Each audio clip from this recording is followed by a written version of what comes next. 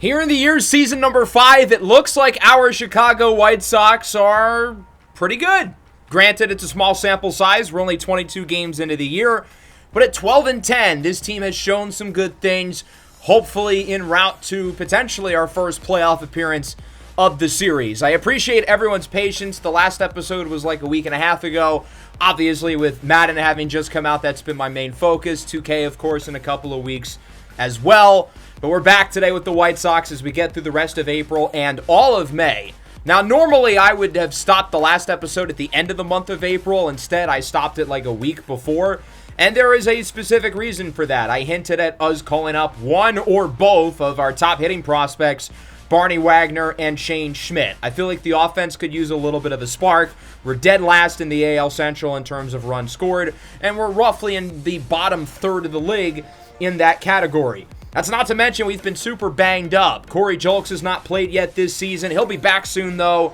Douglas Cato has not played yet this year. And then Cody Hosey, a couple of weeks into the year, tore his MCL, done for the season. And that's a huge loss for us. He's obviously a really important player for this team. 281 career average. He's been so consistent for us. Third on the team in terms of position players last year in WAR.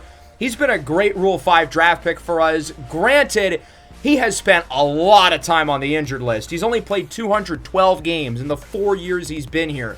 That's like 30% of the team's games, if that.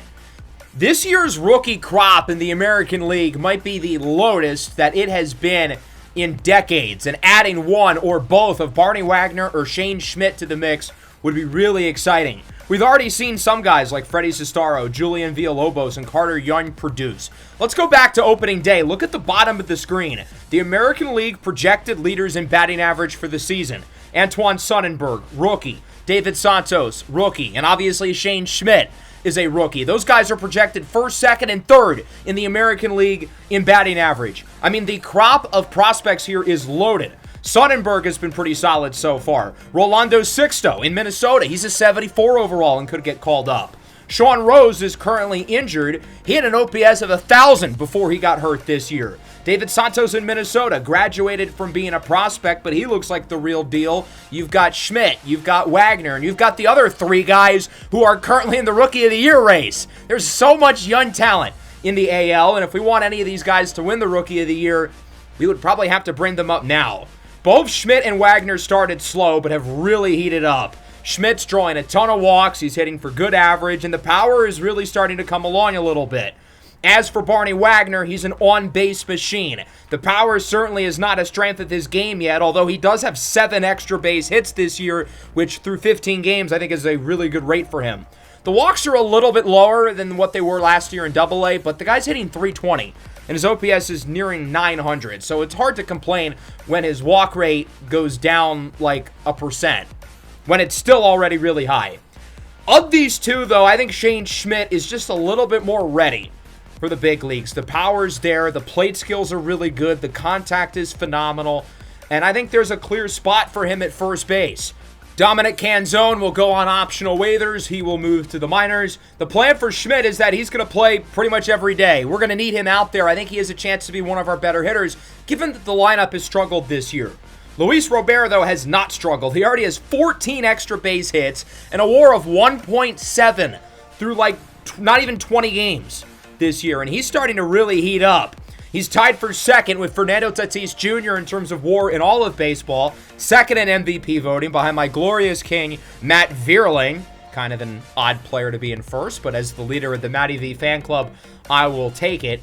We've got a lot of guys, though, that are not producing. Brady Montgomery has been disappointing. Edgar Caro, obviously, the numbers are not really there. Brian Ramos has not been great. Dylan Cruz has struggled, and he's lost his starting spot against righties, with guys like Daniel Schneemann and Colson Montgomery outright playing better than him right now.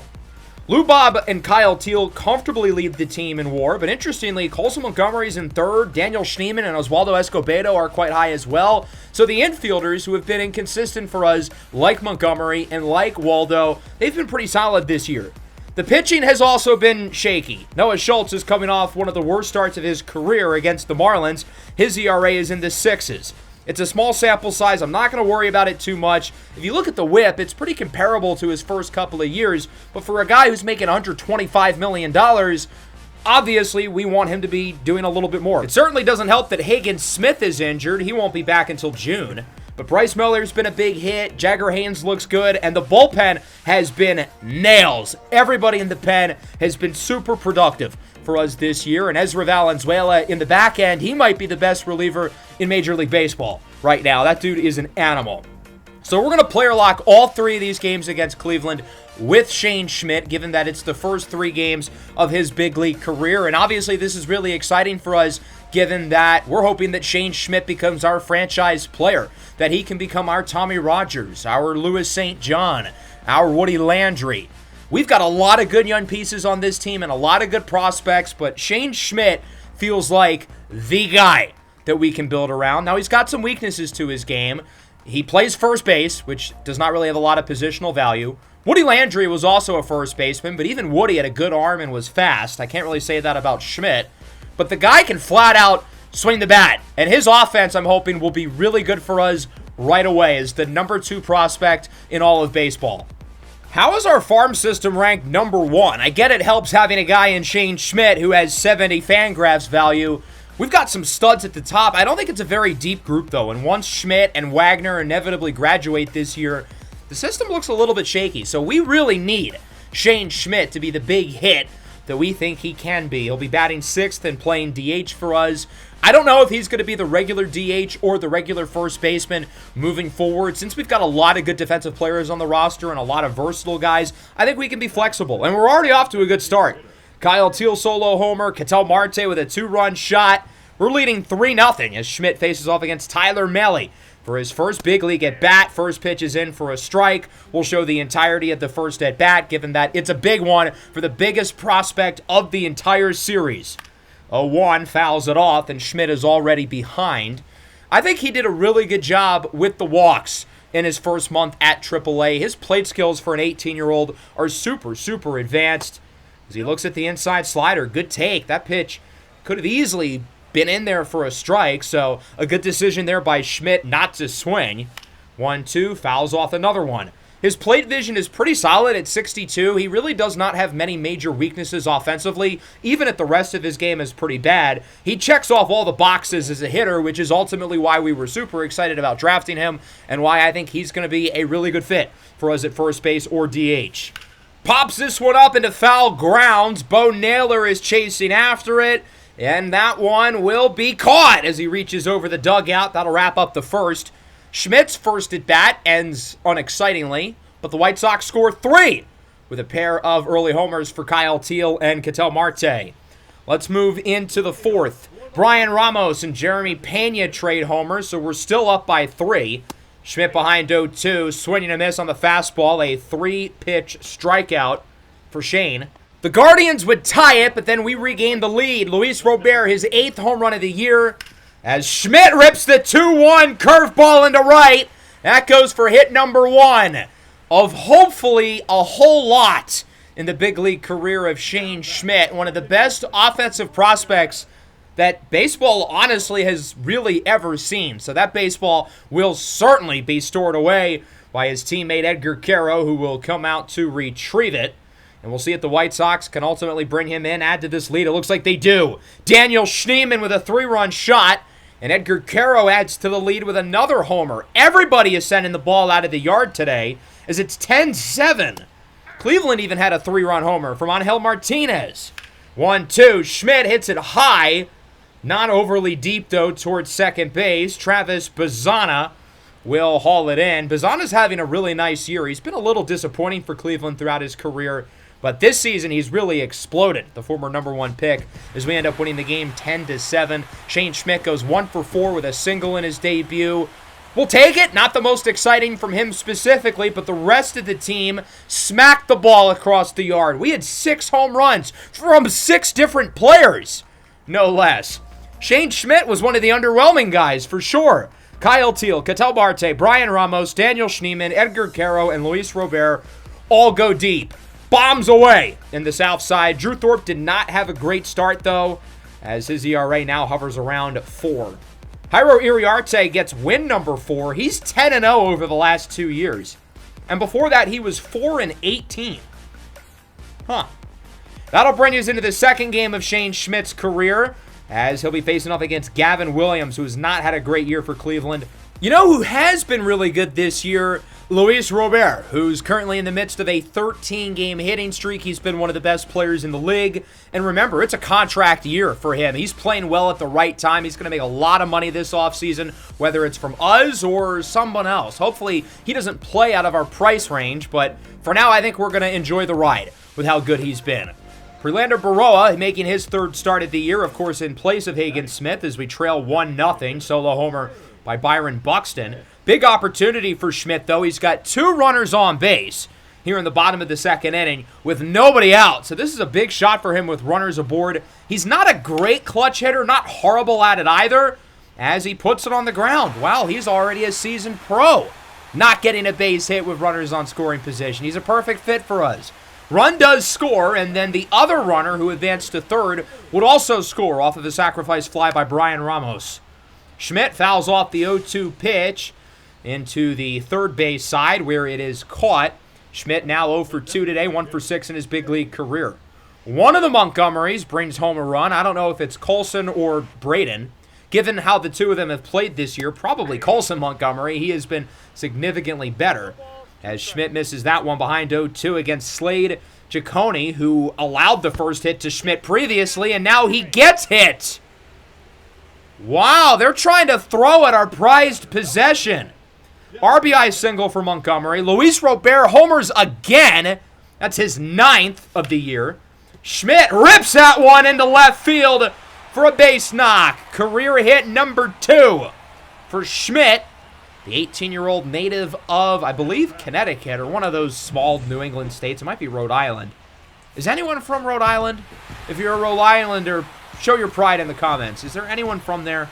White Sox win it, so we've taken the first 2 here against Cleveland at home. Shane Schmidt with a base hit in each of his first 2 games. It looks like Braden Montgomery was actually the one who drove in both of those runs. Good to see him playing well, 3 for 4, driving in a pair. I feel like he has more RBIs in the first series of the year against the Cubs than the next, 20 games. So it's good to see him getting going, while Prelander Berroa, 7 very solid innings of 1-run ball. That'll bring us into the last game. We've got to look at Lou Bob's numbers real quick because they are out of this world. With homers in each of the last 2 games, he's up to 1.9 WAR, which is by far the best in the American League. Second place is on a different planet at 1.3. He's been so far ahead of everyone. He's making himself so much money. And again, as I said going into the last game, we don't want him to play out of our price range. We're certainly regretting not giving him more years in the initial extension a couple of years ago. But again, I don't really want to worry about his contract situation too much. I just want to enjoy the season from him. We can maybe worry about it a little more in July. That 9th homer in the last game is tied for the AL lead with Corey Seager and Zach Geloff with the A's. Schmidt will be playing first base today, not DHing. Good to see him getting some defensive reps, and it'll be good to see Jagger Haynes making his 5th start of the year. He's been good so far. He's really solidifying his spot into this rotation for years to come. It took a little while for him to develop, but I feel like he's finally gotten there to where we had hoped. Daniel Espino on the mound for Cleveland. The early part of his career ravaged by injuries. Whoa, he almost got hit. Espino's turned into a good player. Why are they throwing at our guy, though? I will say, Schmidt stands oddly really close to the box as that one just barely goes foul. So I feel like Schmidt's going to get hit by pitch a lot because he is really close to home plate. Good take as he draws his first career big league walk here in the 3rd game of the series. White Sox looking for the sweep. Luis Robert homers again! That's 10 on the year. He's now gone deep in all 3 games of this series against Cleveland. He is not real. He's so good. So it's 2-0 with 2. What are you swinging at, dude? Rookie mistake. He looked like an 18-year-old in that at bat. We'll move forward to his next plate appearance. Lou Bob homered again! That's 11 on the year. What is going on with him? He had 1 homer at this point last year. He's playing better than anyone in Major League Baseball. As Schmidt pops this one up into foul territory, and that one will be caught. Is Luis Robert going to homer for a 3rd time today? He does not. We do add to the lead. Edgar Caro with an RBI single. Edgar's driven in some runs this series. Good to see him playing well. He's needed it with his struggles at the plate this year. Baseball savant man. Count is 1-0 against the lefty Tim Herron. Fouls off the slurve. Good job there by Schmidt. We haven't really gotten to see him against lefties too often yet so far this season. Obviously, he is a lefty, but he can hit lefties at a pretty high rate. His attributes versus lefties and righties are honestly pretty similar, which certainly makes him an exciting asset. We don't have to sit him against lefties, unlike Kyle Teal and Brian Ramos. This gives us a guy who legitimately can be productive for us every day in the lineup. 2-2, he checks his swing, went around again.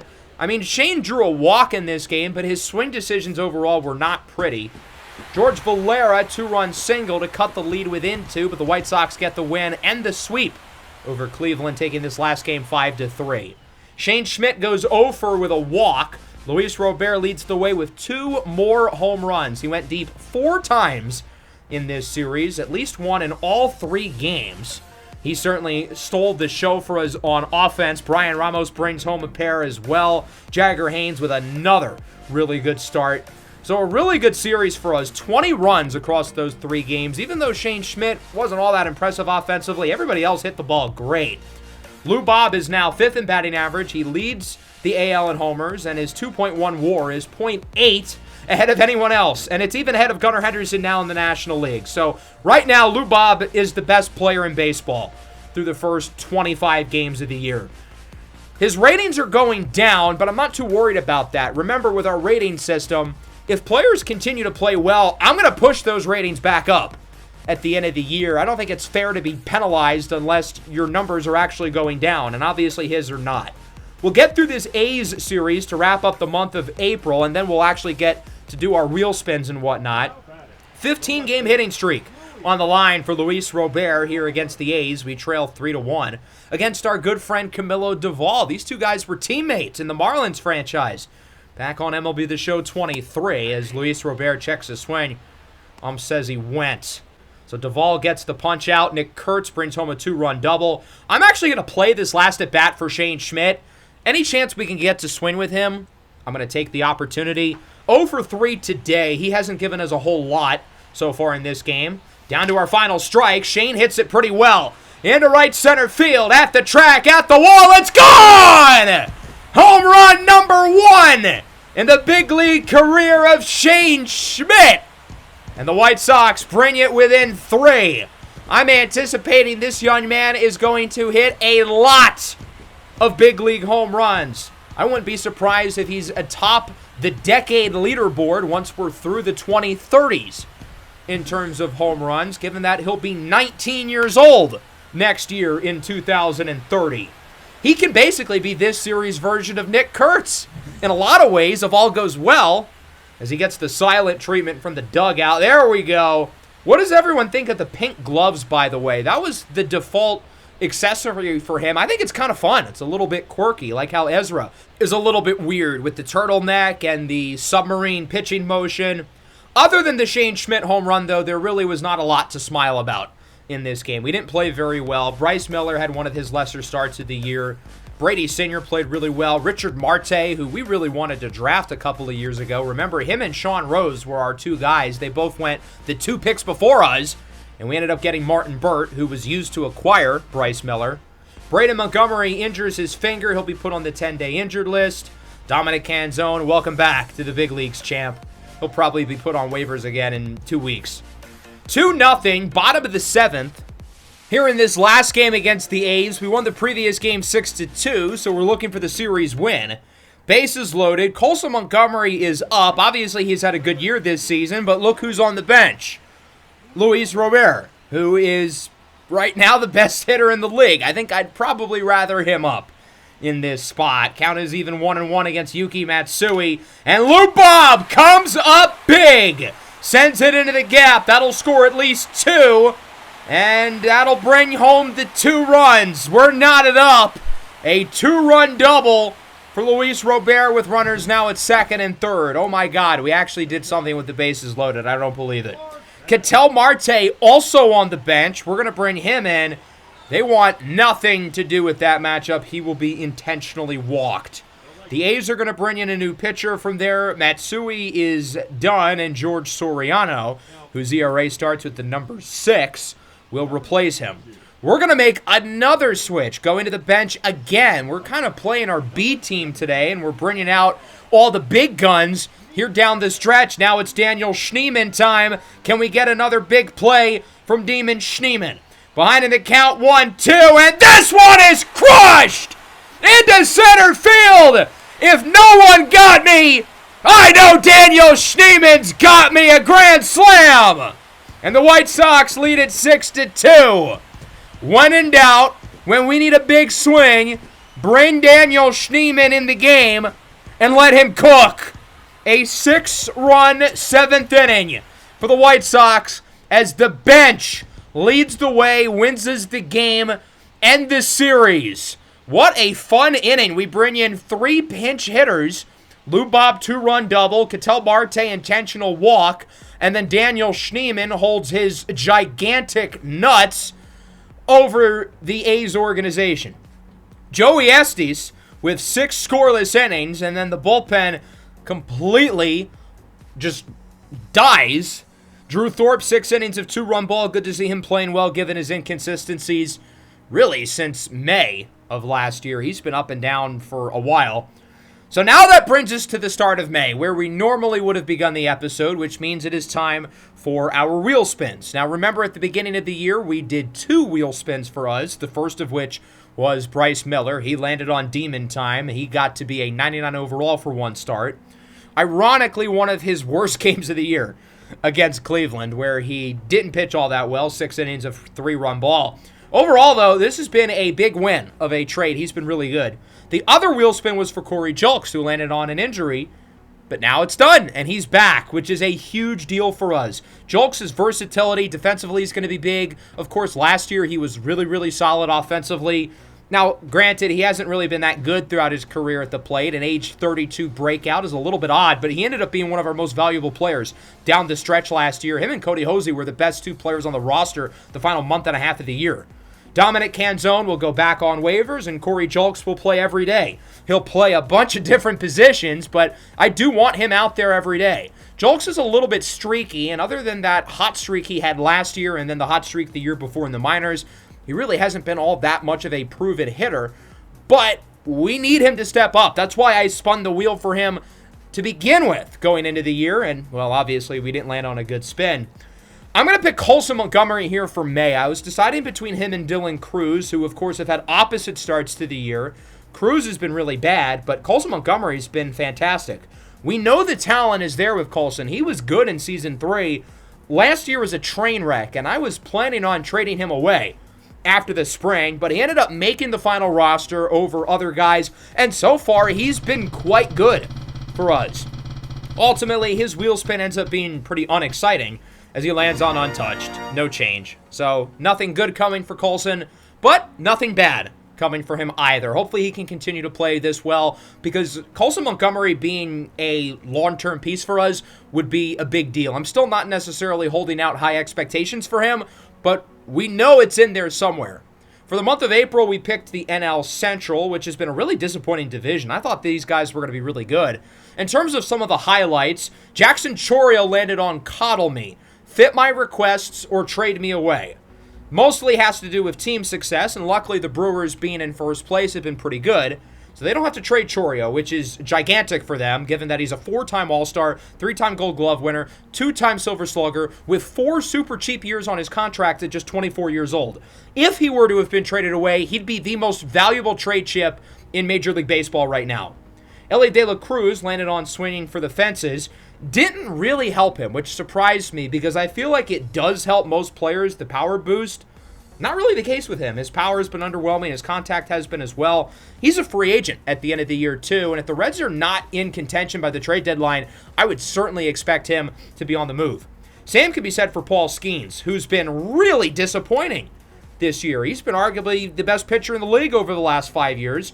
This season, he hasn't been very good. He landed on long-term star. His potential would go up for every .3 WAR he gets, but he actually gained negative .2 WAR. His potential will remain unchanged. Moses Ballesteros with the Cubs landed on spitting image. And, well, his numbers make me want to spit. He was not good. So, unfortunately for him, his rating will go down quite a bit. Rating and potential go down by 4. That is certainly not good news for the Cubs, although they do have a good catching prospect behind him in Will Lowry. For the month of May, we're going to spin for the AL Central. Obviously, we only have to spin for 4 teams, given that we already did us. The Minnesota Twins are in first place right now. They're half a game ahead of us. I certainly did not see that going into the year. I would have expected them to finish in last. They've been a pleasant surprise, though. A lot of guys playing well. Logan Gilbert's been phenomenal. Brooks Lee is really hitting it well. He's made some strides in his career, 28 years old for the former first-round pick, who's been a little up and down. We know the power is there, 60 homers over the last 2 years, but the contact and the on-base has been a problem for him. This year he's hitting nearly 280, though. His walk rate has gone up. So he's been really, really solid for Minnesota in that infield with Carlos Correa and others. And not to mention, the Twins have some really good young prospects coming up who we touched on earlier. Bombs away, +1 power for every home run hit. This is a good one for Brooks Lee, given that he's, well, obviously a really good power hitter. 86 against righties, 97 against lefties.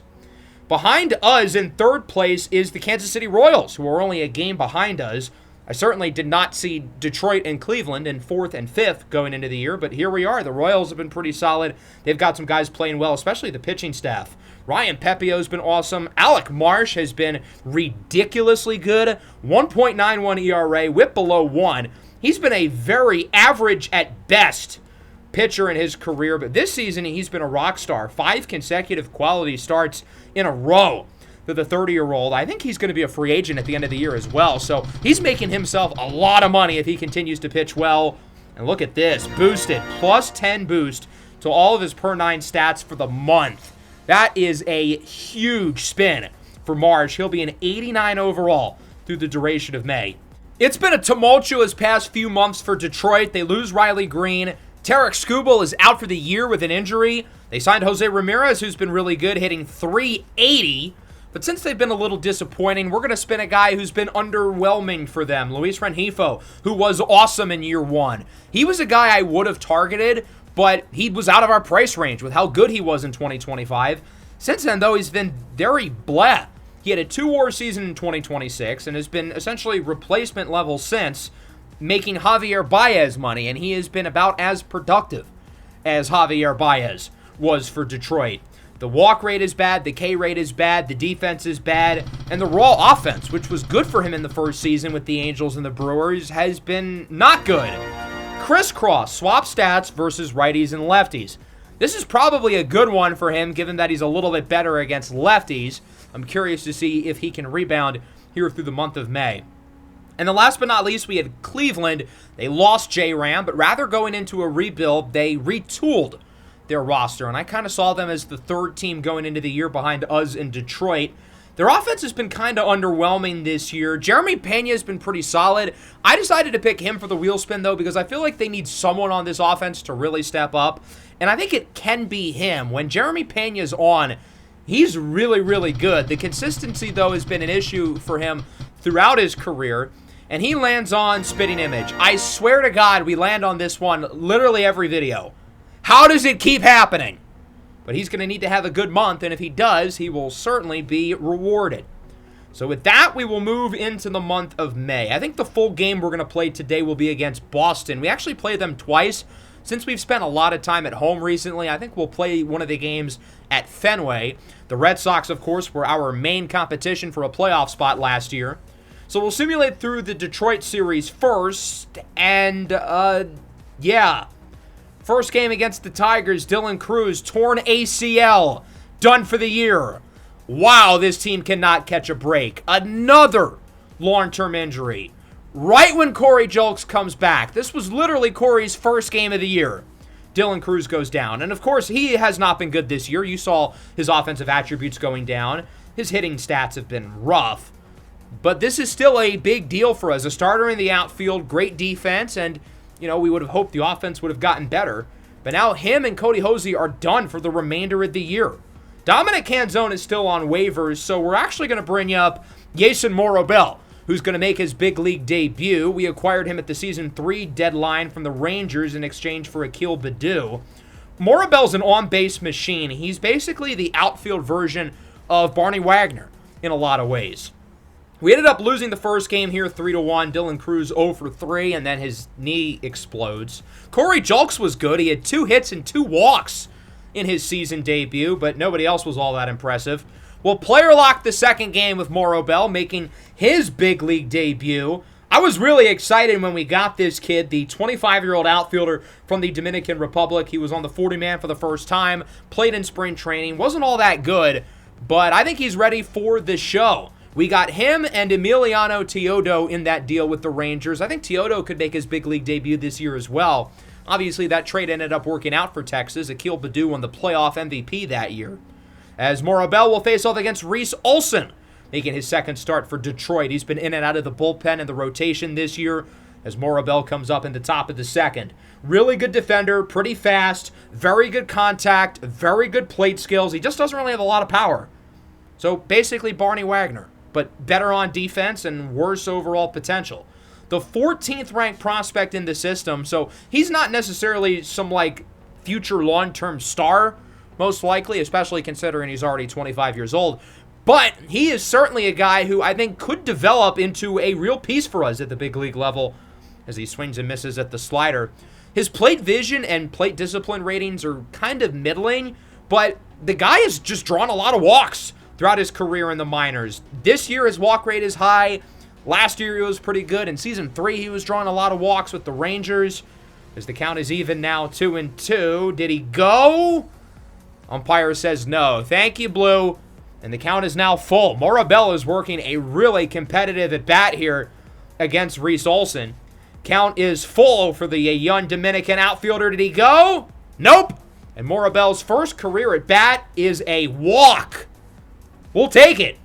That'll bring us to the following at-bat in the 5th. Dear God, we are struggling. It's 5-0 Detroit. So the offense is not really given us anything. The pitching has not been great. Oh my God, he crushed that ball. But it's just foul by around 8 feet. Morabell did not homer all year in AAA, so that would have been crazy for him to send one in the seats in his big league debut. He does hit this one pretty well into right. It is caught. And he will not get big league hit number 1 as Parker Meadows comes down with it. Top of the 6th. Whoa. Bases loaded with 2 away. He'll face off against Jake Eater, who started the series in our organization. We traded him away in season 1 to Detroit for Akil Baddoo. Isn't that ironic? The guy we traded away to get Baddoo against the main guy we got in the Akil Baddoo trade package 2 years later. Time really is a flat circle. 2-1, Morabell fouls this one off. He's not a very good clutch hitter, which is a little disappointing given his contact-heavy skill set. That's certainly a rating we're going to look to improve with him. As he swings and misses at the high fastball. Morabell leaves him loaded in his big league debut. Yeah, I have a feeling he's going to be a pretty good fit here. As Waldo Escobedo with a 2-run homer. And wow, we've got 2 runners aboard with nobody out. A big hit here for Morabell could put us back into the game. I don't know about you. I'm thinking maybe a 2-run double in the gap or something. That'd be pretty cool. No, that's not what happens. He swings and misses at the low slider. That ends up being the difference. The White Sox do not bring in either of those 2 runners. And we lose the first 2 games of the series here against Detroit. On the bright side, though, unlike the first game, nobody tore their knee up. So we can at least take that. It's about the small victories, folks. Waldo homered. That was really about it for the offense. Morabell 0 for 3 of the walk. Jagger Haynes did not have a good game. Well, certainly one of his lesser starts of the year, while Reese Olson went 5 shutty. So now we're going to make it up to the Boston series in Fenway. We've got 2 more against Detroit, 3 against the Yankees, and then a 6-game homestand against Boston and Arizona. Corey Julks, 2 for 3 with 2 runs, a homer, 3 RBIs, a triple, a stolen base, and a walk.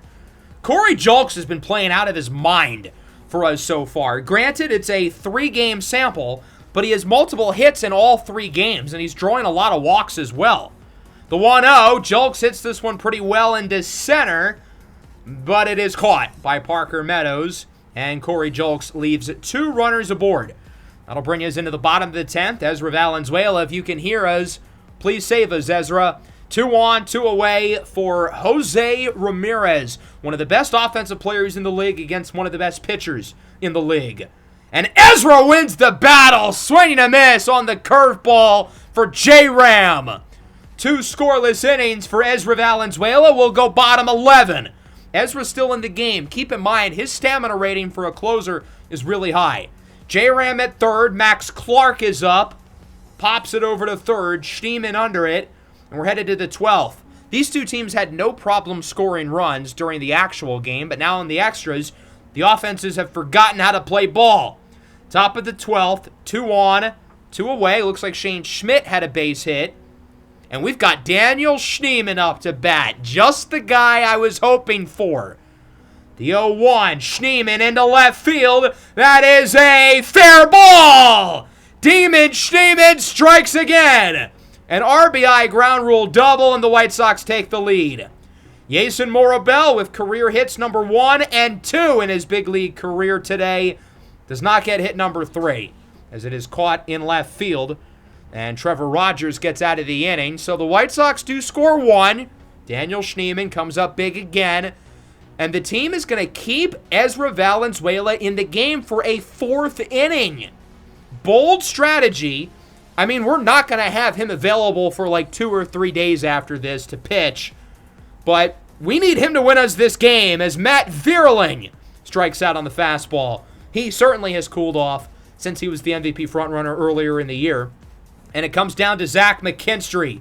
Z-Mac hits it well into center. Lubob makes the play. And the White Sox win at 8-7. Ezra Valenzuela with the win, throwing the final 4 innings of the game, not allowing a run. I don't even think he allowed a hit. Yeah, no hit, 1 walk, 4 strikeouts.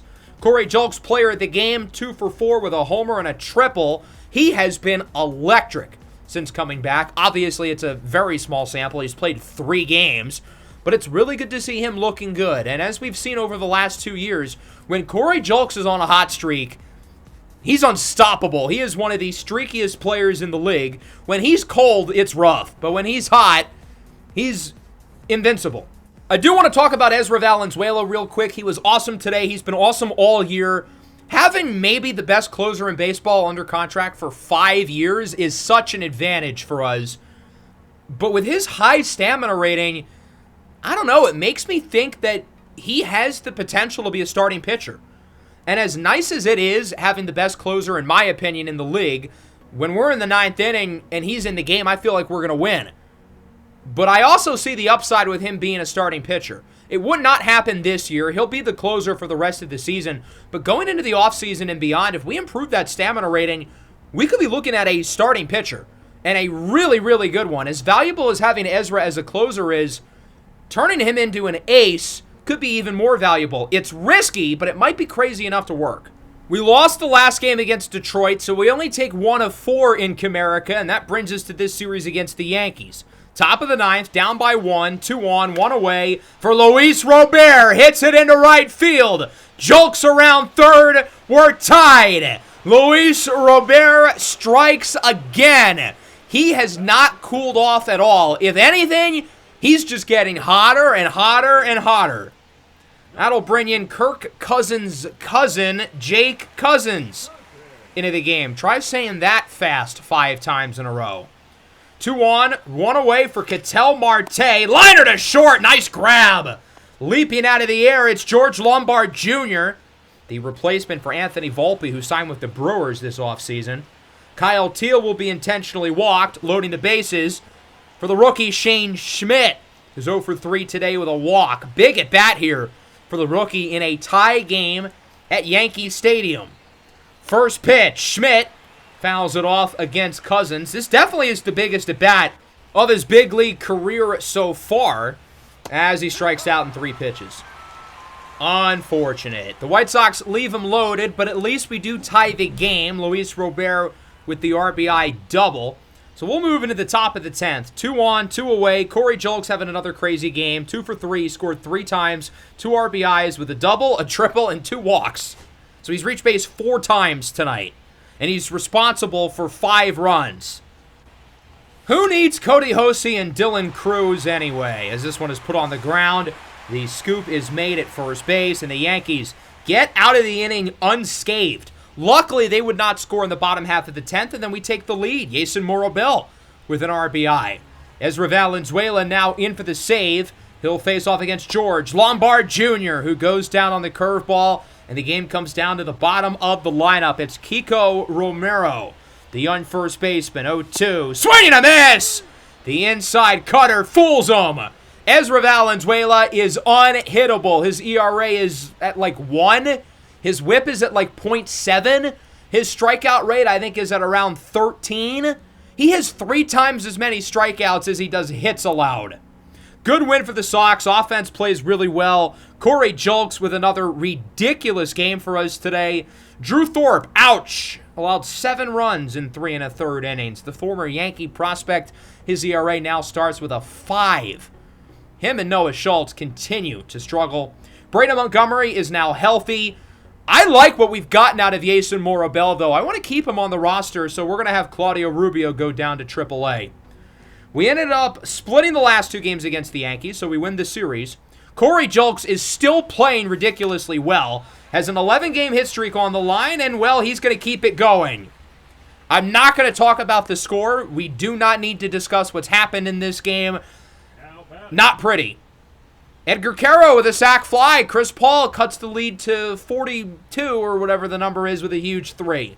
But, yeah, we did not play well at all. And the main culprit for that was Noah Schultz. 6 earned runs in an inning and a third. The Red Sox had pretty much all their offense early in this game. Taylor Ward leads the way, 4 for 5, homered twice. He's at 13 this year. Edgar Caro went deep. He drove in all 3 of our runs. At least he played well. Shane Schmidt and Brian Ramos each had 3 hits. Noah Schultz was a complete disaster. We do not need to go into any further detail with him. His ERA now starts with the number 7.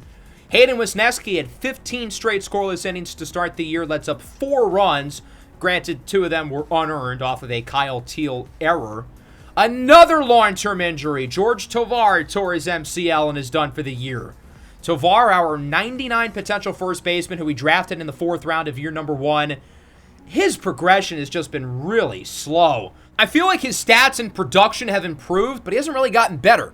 And the fact that he's 25 years old and suffers another long-term injury with his 31 durability rating, it ain't looking great for Georgie, unfortunately.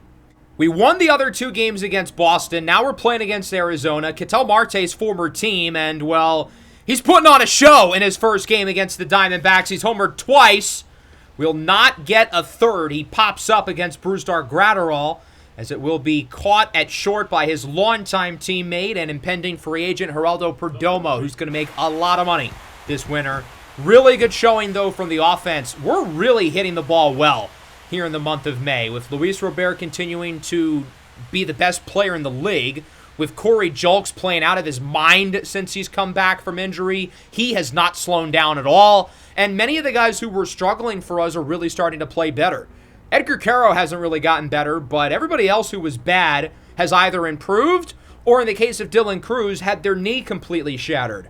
Julks homered for the 2nd time this year. Prelander Baroa was not great, but it didn't matter, because the rest of the team was really good.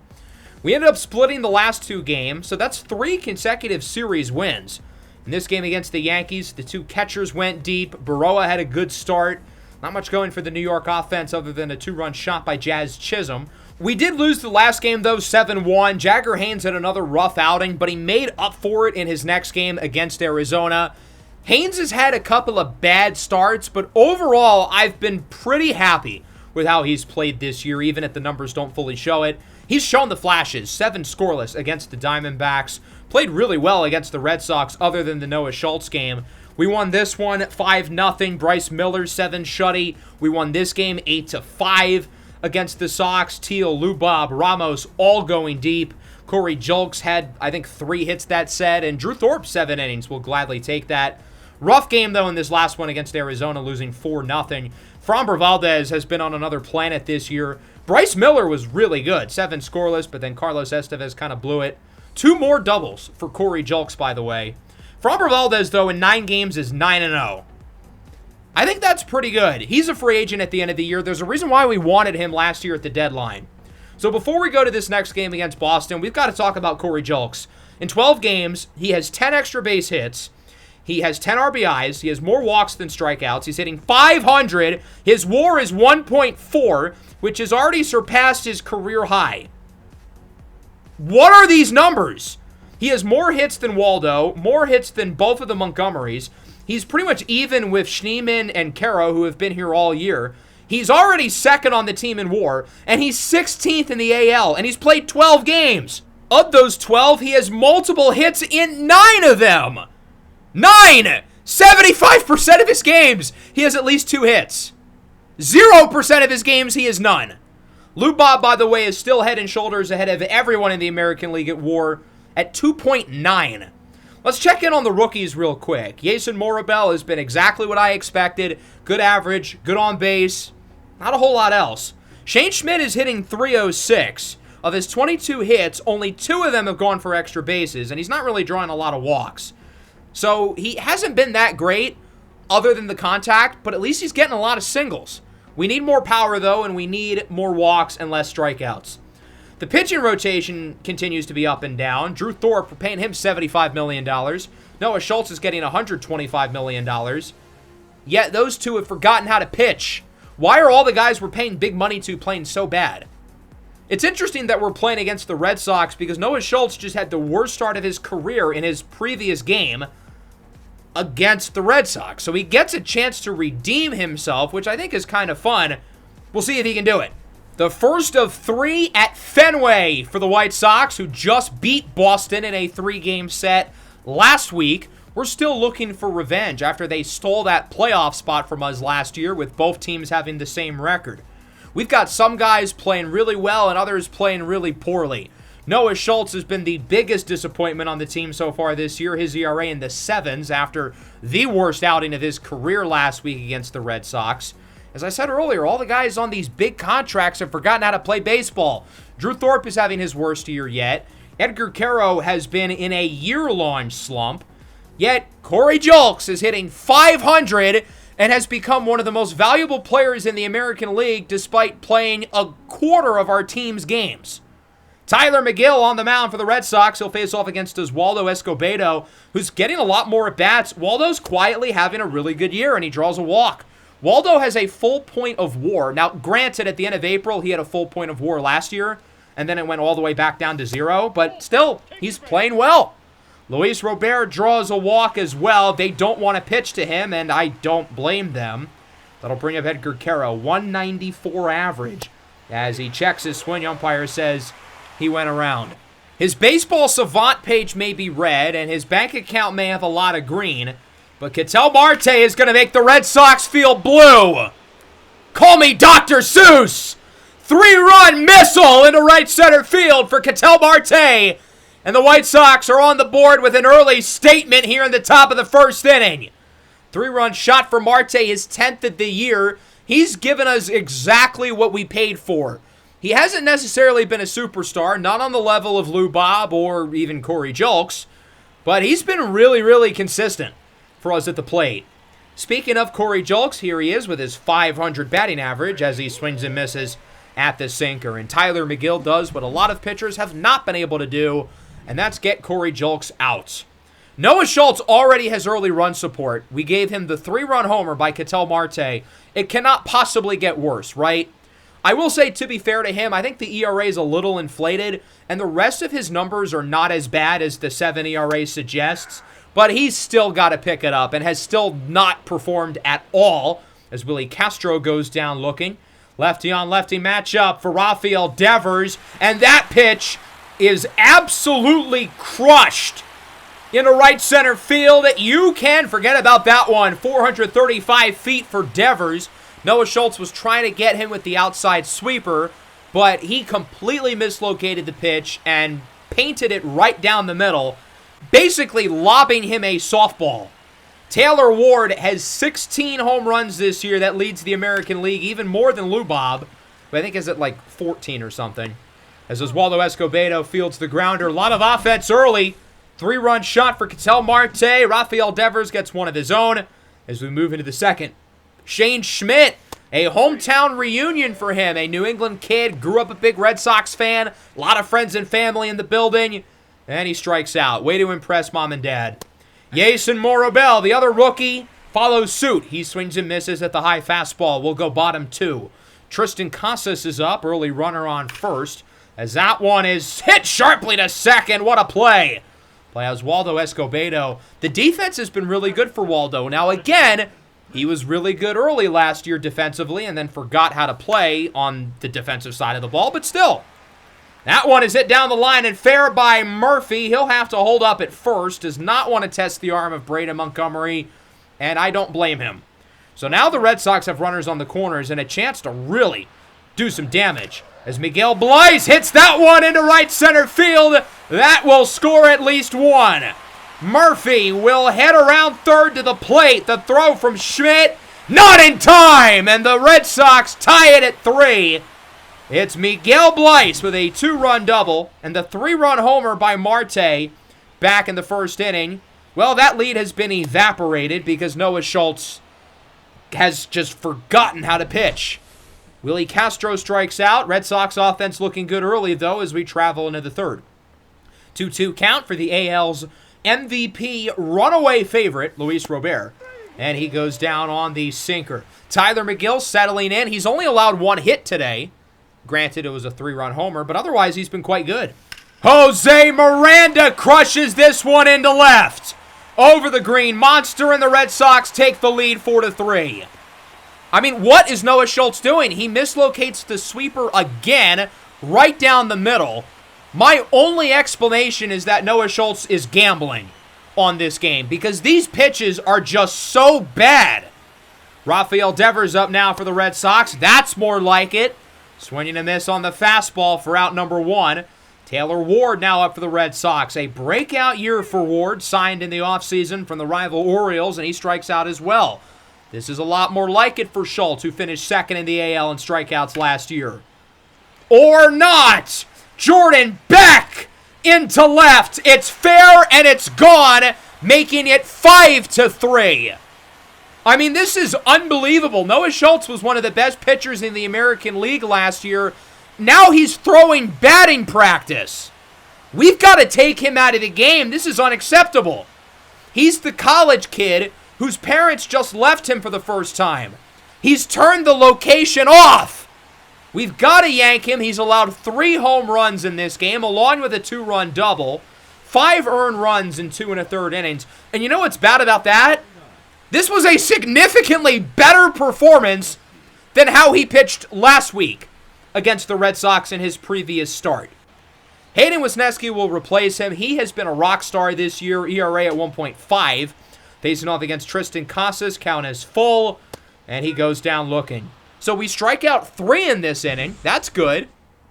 We also allow 2 homers and yank Noah Schultz from the game. Not so good. Red Sox lead 5-3. We only have 1 hit. The Marte 3-run shot was a huge play, but that's the only hit of the game for us. 2-1 for Edgar Caro. Still waiting for him to finally get going, as this one is hit well into the opposite field, and that one goes off the monster. Caro strolls into second with a double. He's still hitting the ball hard. He's just gotten unlucky, but at what point is it not luck? His OPS is in the mid-500s. It can't all be luck. He's got to change something as he steals third on the wild pitch. So we've got a runner 90 feet away from home for Ketel Marte looking for another hit. Although that'll work too. He draws a walk. Runners on the corners, nobody out, and we've got Tyler McGill in a jam. Corey Julks is now up for Chicago. The 2-2. This one is hit on the ground. Will be a double play most likely, and it is. The run does score, so at least there's that. But that's not the result we were hoping for. Now the bases are completely empty. 1-2 for Schmidt, swinging a miss on the fastball. So we do score 1. Maybe the most White Sox-esque way to do it. Could have gotten a lot more, but hey, at least we got the 1. Bottom 4, full count. Sean Murphy, his second hit of the game. 114 into center. He's going to have to stay at first, though. He is quite slow, and Luis Robert's arm is quite fast. Miguel Blyes, 2-run double in his previous at-bat for the Red Sox, has a full count, and he will draw a walk. Rocky inning from Hayden Wesneski, who was not great when he pitched against the Red Sox in the Noah Schultz blow-up game last week. Wesneski's only bad outing of the year, the only outing he's allowed runs. Willie Castro over to second. Waldo, what a play. He doesn't know where to throw the ball, and Castro is safe. It was a smart decision to go to first. He was never going to get Blyce at second, but he hesitated a little bit, and because of that, the bases are loaded for Jose Miranda, who homered in his last at-bat. Swing and a miss on the cutter. Good pitch by Wesneski. A big opportunity now for Rafael Devers, who also has a home run in this game. The 2-1. Devers hits it well into right. Bimo is after it, and he will make the catch. The Red Sox leave him loaded. It's fun being on the other end of it. Still trailing, though, 5-4. The Red Sox make a pitching change. Ricky Kahn is in the game. That is one hell of a mustache. As Jason Morabel draws a walk. That'll bring up Waldo, who immediately puts it on the ground, and the Red Sox will turn 2. Even though we're only down by 1, based on how we've played tonight, it feels like we should be down by like 10. We have gotten severely outplayed in this game. Taylor Ward up for the Red Sox against Wesneski. He goes down looking. As good of a year as Ward has had, OPS is well above 1,000. He has not been great today. Jordan Beck homered in his last at-bat. That one goes up the middle, gets by the glove of Escobedo, and that goes for his second hit of the game. He's reached base safely in all 3 plate appearances. Another base runner for Boston. 2 away now for Christian Campbell, the Georgia Tech Yellow Jacket, and he goes down on the slurve. Great pitch by Wesneski. 2 1/3 scoreless innings. See how not hard it was, Mr. Schultz? And that'll bring us into the 6th. 1 away, Luis Robert chases the sweeping curve. That was not the pitch to swing at, buddy. Caro grounds it to third, and the drought for the offense continues. It's like last year when we played against Boston and we didn't get a hit until the 8th inning. The only difference is, I mean, for one thing, we won that game, along with the fact that, I don't know, our pitcher wasn't throwing meatballs the whole game. Jairo Uriarte out of the pen for the White Sox. Last year was his first year as a reliever. It was up and down, but he showed some good things. And I really feel like he's put it all together this year. I knew the talent's always been there with Jairo since the start of the series. It's just been the consistency that was an issue. So I really feel vindicated seeing him pitch this well as he strikes out Sean Murphy, who goes down looking. Miguel Blyce now up for the Red Sox. Count is full. He's had a very productive day today. Pops this one up into no man's land. Waldo cannot come down with it. Montgomery quickly scoops it up, but it does go for a single. And the Red Sox got a runner on here with 1 away. Back to the top of the order. Willie Castro up for Boston. And he goes down on the fastball. Good pitch. Painting the low outside corner is Jairo Uriarte. That'll bring up Miranda. Count is even 1-1. Runner goes. Throw from Teal is a good one, but not in time. That's a stolen base for Miguel Blyce, his first of the year. Now in scoring position, the 1-2 for Miranda. This one is hit well. Into left center, off the wall. Run scores. Miranda to second. He's out of there! Luis Robert from the warning track guns him down. Part-time ball player, full-time sniper. Having Luis Robert and Braden Montgomery in the outfield, those 2 guys with their arms, that certainly makes this one of the scarier defenses to play against. Ketel Marte, 117 off the bat. My goodness.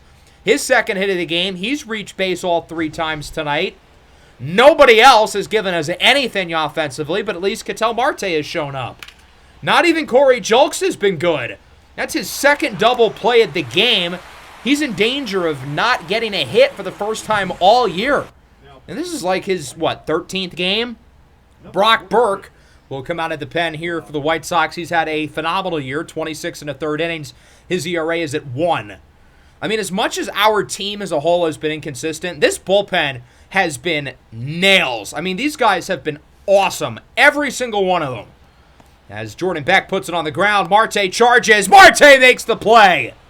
And it remains 6-4. We got to get more out of the offense, though. We have 2 hits since the first inning. Colin Holderman out of the pen for the Red Sox, 4.5 ERA. He's been painfully bleh. Jason Morabel will lead things off here for the White Sox. Walked earlier. 2-1. He gets hit on the kneecap. Well, we got our base runner, and a fairly fast one at that. Brandon Montgomery will be pinch hit for by Brian Ramos.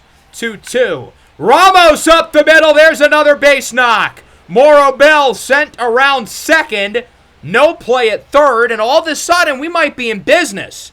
We've got runners on the corners. Nobody out. This is our time to do damage. But Osvaldo Escobedo is the one at the plate. Count is full, puts it on the ground. First baseman hesitates, misses the throw. Everybody's safe, and it's 5-6. Why did Tristan Casas not throw it home? I think they would have gotten the out there. I would have gone home before trying to get the double play there. He didn't know what to do, and then he completely missed the throw. Kyle Teal into left. It's just foul. That would have scored at least one, and it probably would have put 2 runners in scoring position. That works too. Single up the middle. We're going to send Ramos. Play at the plate, not in time. He's safe at home. The runner at third is safe. Kyle Teal ties it at 6. And we've got 2 runners on the corners with still nobody out. What an opportunity for Chicago to really break open this game, as Justin Slayton is in for Boston. He has the pleasure of playing against Luis Robert, who's behind the 97-mile-an-hour fastball for out number 1. Edgar Caro is now up, checks his swing. Umpire says he went. Drop third strike, doesn't matter since we already had the runner at first. That'll bring up Ketel Marte. He's reached base every at bat, but he grounds it to the pitcher. And as good of an inning as it was, it ended just as quickly as it started. Yeah, we scored 2 and we tied the game. It's hard to be too upset with that. But we had runners on the corners with nobody out for the 3, 4, 5 hitters. Supposedly 3 of our best offensive players. And they all came up short. John King will come out of the bullpen for Chicago. We signed him out of free agency in the last episode, and he was not good at all early on. He's been good since, but he allows a runner off a pitch clock violation. That'll bring up Campbell, who bloops it into center. And that's going to go for a hit, but Lubob is going to throw the runner out at second. It didn't look like that ball was going to drop at first. That's why he was kind of standing in between. But, hey, we'll take it. Luis Robert has thrown out 2 runners today. Sean Murphy goes down on the sinker. Good pitch there by King, looking to avenge the pitch clock violation as he faces off against Miguel Bleis. 1-1. Runner goes, and there will not be a throw. Kyle Teal dropped it. So we're not going to throw out a second runner. And now Christian Campbell's in scoring position. And we're actually going to make a switch here. With the runner in scoring position, I would rather have Tony Santillan in the game, given that he's got the higher pitching clutch rating. Santillan over the years has been inconsistent for us, but I think the player is better than the numbers suggest, especially with his ability to strike guys out. One of the best strikeout relievers in all of baseball. You combine his K rating with his clutch rating, and I think I like him in this spot against Miguel Bleis. Count is even 2-2. Swing and a miss! On the inside fastball. Certainly a wonky bottom of the 8th inning, but we didn't allow any runs, so I guess we'll take it. Top of the 9th. Guess who's in off the bench? It's Demon Schneeman in for Morrow Bell, and he should not have swung at that pitch. Can't win them all, kids. We'll go into the bottom of the 9th. Santillan, for now, will stay in the game. He'll face off against Jose Miranda. There's your base runner, Boston. They've got the winning run aboard and the middle of the order due up. Rafael Devers started the scoring for the Red Sox with the homer in the first. He'll look to end it, or draw a walk. That works too. He will advance the winning run over to second base, and now a base hit probably wins the game. I get it's a clutch spot, which is where Santillan is at his best, but after allowing the 2 base runners, I would probably rather have Ezra Valenzuela in the game, given that he is our best pitcher. His clutch rating is not that much worse. The only difference is all of his ratings are elite. It's not a save opportunity, but given the circumstances, it might as well be. 12-13 in save ops this year, ERA at 1.35. He is an animal. Taylor Ward is up, winning run at second base. This one is hit well into right. Schneeman after it. Boink, he drops the ball! And the runners are going to go late. We'll have a chance to throw him out at home. Waldo to the plate, not in time! And the Red Sox walk it off, 7-6. What a weird game this was. This felt like a fever dream. From really good defense to really bad defense with the pitch clock violation to some strange at-bats.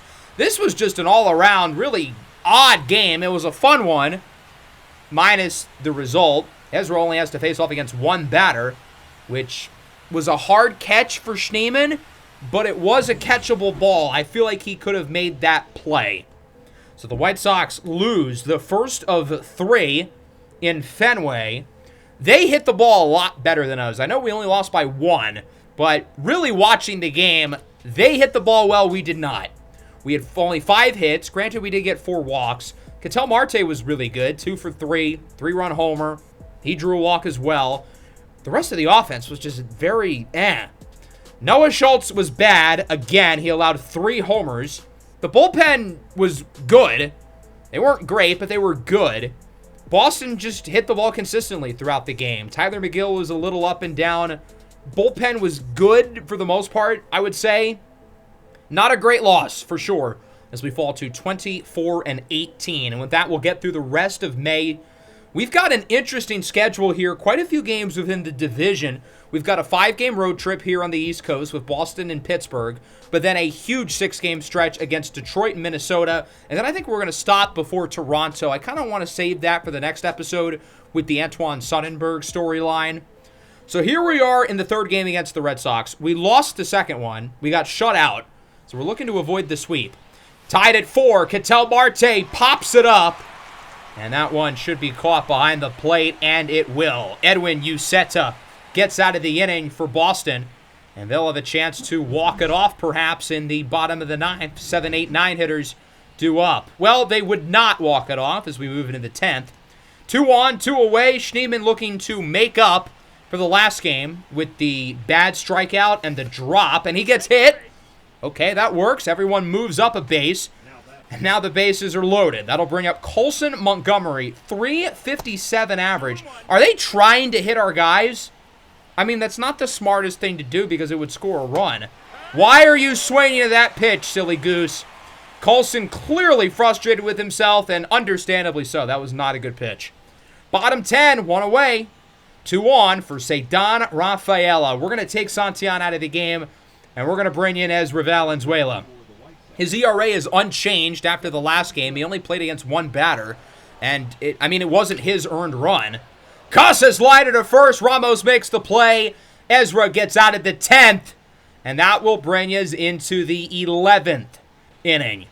2 on, 2 outs. Ketel Marte gets another shot. Marte is just 1 for 5 in this game. Looking for a big swing like he had early in the first game of this series. First pitch of the AB against Holderman still in the game. Grounds it to second, and Christian Campbell makes the play. Why is this team so bad in extra innings? I will never... Actually, I will understand it. It's that no one's clutch. Top of the 12th. The pitching staff has been really good for us here late in this one. 2 on, 2 away. Justin Slayton against Daniel Schneemann, who pops it up. And that one looks like it'll be caught again by Campbell. Marte and Schneemann are the 2 guys getting the big at-bats today, and, well, neither of them are giving us anything. Looks like it might be another long afternoon for Ezra. Bottom of the 12th. Christian Campbell's at 3rd with 2 away, and that will bring up Jose Miranda. First pitch of the at-bat over to first. The play is made by Ramos. We ended up not having to play the rest of the game because the offense kind of exploded. Montgomery and Julks, 2-run homers each. Which Montgomery? I guess we'll never know. But we do win the game by the final score of 8-4. It looks like it was Colson Montgomery who would have hit the home run. And then shout out Corey Julks. He had 4 hits in this game after back-to-back games without a hit. Right back to business. Schneemann, Lou Bob, and Colson also go deep. Luis Robert now at 14 on the year. Prelander Baroa was not great. Bullpen was fine, I guess. That'll bring us to this series against Pittsburgh, the first of 3.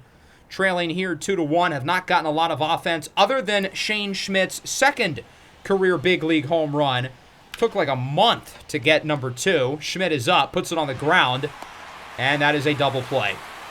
I was trying to gas him up too with the homer, but nope. Liover Peguero, Giants franchise legend, adds to the lead for Pittsburgh with a homer. But we bring it back within one. An RBI triple for Waldo. He's at third for Kyle Teal against Carmen Ludzinski. Teal is behind 1-2 with the game on the line here at PNC Park. Teal hits this one into center, and it is not hit well enough. The Pirates take the first of 3 against Chicago, winning this game by the final score of 3-2. The offense overall was not particularly impressive. Schmidt hit the homer, but he also had the really bad double play. Otherwise, nobody in particular was really that good. Jagger Haynes had a strong start. Bullpen, though, not as impressive. That'll bring us into the series against Detroit. We split the last 2 games against the Pirates, so we lost the series. Corey Julks is up. We're down by 1, but there's nobody out, and we've got Chase Mydroff, who homered earlier in the game, in scoring position. Julks hits it well into center. That one will be caught by Meadows. Mydroff heads for third. He is pretty fast, and he is now 90 feet away from home. So a sacrifice fly would tie the game here, as that brings up Daniel Schneemann. Who needs sacrifice flies when you've got Schneemann? We're tied at 5.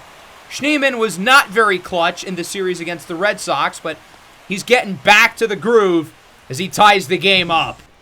That'll bring up Luis Robert looking to win it for the White Sox, but he strikes out on the circle change against Tanner Scott. Lou Bob still hitting .317, though. He still has not really slowed down. Full count for Schmidt. Got him looking, and we are headed to the 10th. I mean, at least we tied the game. So that'll bring us into the top of the 10th. Penn Murphy is on the mound. Garrett Hampson, 96 speed at second base, the former White Sox. As Pavin Smith hits it on the ground, Murphy's just going to get the one out at first. We were never going to get either of the other 2 runners. So that brings up Luis Rengifo. He singles into center. That'll score 1. The throw at the plate, a bullet from Luis Robert. But the Tigers score both, and they take the lead. Luis Rengifo makes it 7-5. Matt Vierling sends it into right. Schneemann is under it. He'll make the play. We've got some work to do, though. Detroit gets 2. Luckily, the offense would give us a good start. Edgar Caro with an RBI single. The door is very much open. He's at first, the tying run. The winning run is at the plate, as that will bring up Ketel Marte, hitting from the right side against Trevor Rogers. The 0-1. This pitch is hit high and deep into center. Not deep enough. Meadows has got it for the second out of the inning. The game will come down to the number 8 hitter, that being Oswaldo Escobedo, who comes in off the bench. A clutch spot where we bring in Waldo. I know it's a little risky, but he's had a good year. I want to reward him for his play as he bloops this one into right, and it is caught. Trusting Oswaldo Escobedo with the game on the line maybe was not the best idea. Tigers win it 7-6. They take the first in this series against Chicago. We just cannot break on a long winning streak, it feels like. I think our longest winning streak this year is like 3 games. Russell Lim got the start for Detroit. They drafted him in the first round last year. If not for Shane Schmidt, that's the guy I would have picked. And Lim's had a pretty solid year with Detroit. Drew Thorpe was okay, 6 innings, 3 earned. That'll bring us into game number 2, 8-7. A lot of offense. 2 on, nobody out for Luis Robert, who swings and misses at the fastball. Tanner Scott seems to have Lou Bob's number in this series, but they're going to take him out because he allowed the first 2 runners of the inning, and he'll be replaced by Keegan Thompson. That'll bring up Edgar Caro, the 0-1. Caro into left. That goes for a hit. We're going to send the runner. Throw to the plate. Not in time. That's Waldo. We're knotted up at 8. Edgar Caro with a big single. He had a big single in the last game, too. Maybe this is him finally getting out of this rut. So now we're tied at 8 with a chance to walk it off. Ketel Marte puts it on the ground. Wow. Am I surprised? No. But I am still a little bit disappointed. That will bring us into the top of the 10th. Runners on the corners. Ezra Valenzuela has just entered the game. He'll face off against Matt Vierling, who hits it into right. Montgomery is under it. That should be enough room to tag up. Montgomery, the throw to the plate is a good one, but it's not in time. Detroit takes the lead 9-8. That'll bring up Avi Holt, first rounder at the Tigers a couple years ago. That one gets by the diving glove of Schmidt for a single. And now there's 2 on, 2 away. Big at bat here for Ezra against Parker Meadows, who draws a walk. And the bases are loaded. Back to the top of the order. It's Luis Rengifo for Detroit. Grounds it to third. Julks fields it cleanly. Throw to first is in time. The Tigers get 1, but they leave them loaded. And we've got a chance here in the bottom of the 10th. Marte's at second base, 1 away. Keegan Thompson against Brian Ramos. And we're going to sub him out for the man, the myth, the legend, none other than Daniel Schneemann. Count is even for Schneemann, 2-2. Pitch on the way from Thompson. And Schneemann does it. Nope, he does not do it again.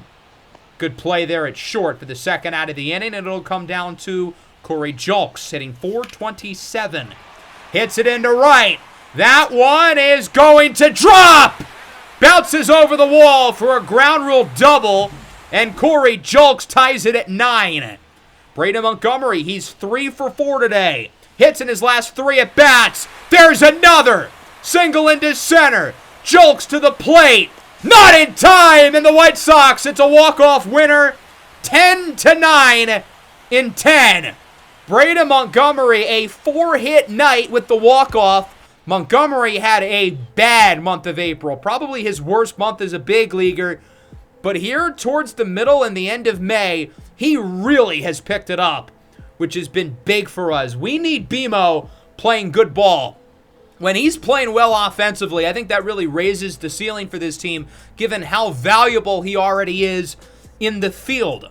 Corey Julks with another good game. He still has not slowed down. This is one of the craziest and longer Linsanity runs I have ever seen. This is no longer an impressive hot streak. This is something. We've made it through nearly the entire month, and he's still hitting .430. So that brings us to the last game. Not very close. We're up 9-3. Luis Robert has homered twice. He also has not slowed down at all. He's up to 18 home runs on the year. Behind in the count 0-2 with the bases loaded against Thompson. And he strikes out on the cutter. Luis Robert has struck out a lot, it feels like, this year. I'm not complaining because he's hitting the ball better than anyone in the American League. But it is interesting. It seems like he's really swinging for the fences. And for the most part, it's worked. I mean, he homered twice, and he drove in 6 runs. But it's also led to a lot of swings and misses as well. Good win here. Overall, a good series, especially after losing the first game, scoring 19 runs over the last 2 and 25 runs overall in the 3 games against Detroit. Jake Eder, the former White Sox, takes the loss. Everybody was productive offensively. Obviously, Lubov had the big numbers. Jagger Haynes was not great. Hayden Wesneski was phenomenal, though, as Haynes bruised his hand. He'll be out for a few days. I think we are going to make a separate change to the rotation, though. Wesneski's ERA starts with a 0. I feel like he needs to play more. He's going to take Baroa's spot in the rotation for now until Hagen-Smith is back in the middle of June. Hayden Wesneski's been phenomenal this year, so he'll be a starter until Hagen-Smith is back. And with the struggles that our rotation has had, he might need to stay in the rotation. I don't know who he would replace, but he might need to stick around. Big series against Minnesota. We split the first 2 games. Huge at bat here for Lubov with the bases loaded in the 8th, which, as you can imagine, means we're not going to score as he grounds out to second base, and we leave him stranded. Both teams score in the 9th to tie this game at 2. The Twins have 2 runners aboard here, 1 away for Emmanuel Rodriguez, who's having a nice year. Won the Rookie of the Year a couple years ago as both runners go. Caro throws him out at third. We basically baited him into running.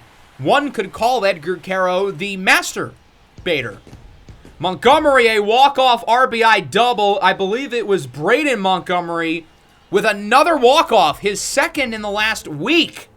BMO's playing some good ball as we win the game 3-2, and we win the series against Minnesota, which is huge, given where we've been standing with the Twins in the division. We're now half a game back of Minnesota, which I think is exactly where we were going into the month. So we didn't really make up any ground, but we didn't lose ground either. Some other results during this stretch, of course, a lot of runs in this game, 10-7, and it was the 2 aces who pitched. Paul Skeens versus Bryce Miller. Skeens' ERA is in the mid-5s. We won the last game against the Pirates as well. Noah Schultz pitched really well. And then in his next game against Minnesota, he also pitched really well, which is very encouraging. It seems like he's starting to get back together. In his last 2 games, 13 innings, 2 earned runs. So that is where we're going to wrap things up. 30-23 through the month of May. In terms of some storylines to watch out for going in the next episode, we need Edgar Quero to figure it out. This is no longer a slump. This is now a concern. The power is not good. The contact is not good. The OPS is in the mid-5s. He has not come up to earth, while Luis Robert and Corey Julks have not come down to earth. Noah Schultz is pitching better over his last couple of games, but him and Edgar Quero need to live up to these contracts. We gave these guys $200 million at the start of the year, and they've been 2 of our worst players. Next episode, we will go through the entirety of June. We don't really play anyone in the division, interestingly. We do play the Rangers twice, and Texas has bounced back after last year. The Mariners will be tough. The Orioles will be tough. The Brewers are going to be hard. We're probably going to talk a little draft in the next episode as well, as we look to keep our spot number 1 currently in the wild card, hopefully take first place in the division. So that's where we're going to wrap it up. Hope you guys enjoyed. Make sure to leave a like, subscribe if you're new. Peace out.